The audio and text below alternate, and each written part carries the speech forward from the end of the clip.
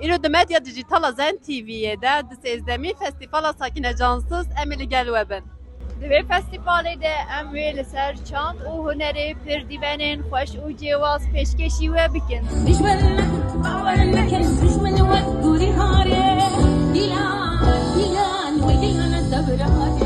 هبال روحان جلنده ین کیجان هرمینه؟ حوال بری van cilemin niye cizira botane cilen koçerin jere dibêjin. Ev kefiyên pîrên me serê xwe dikin şînin bi rengê şîne. Vê derê jî gulîvan dikin bi rengê bi çavşîngan hatin amedekirin. ناجی ام لبر ستاندک یا روشلاند کردستان یا ام بزانن کا چی چکرنه اوا واتی چیه واتای یەکگرتوویە وەکو ئەو دانەیە یەکگرتی و نەمادی خۆشەویستیە.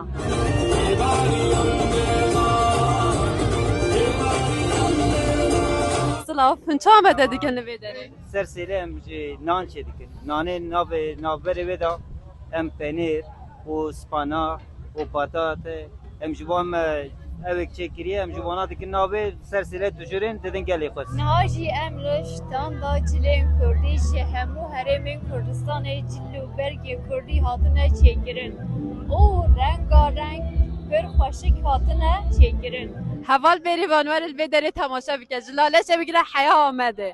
Her bajarên Kurdistanê de amede kirin. Kurdistanek biçûk de li vê derê dirist kirin. Werin temaşa bike.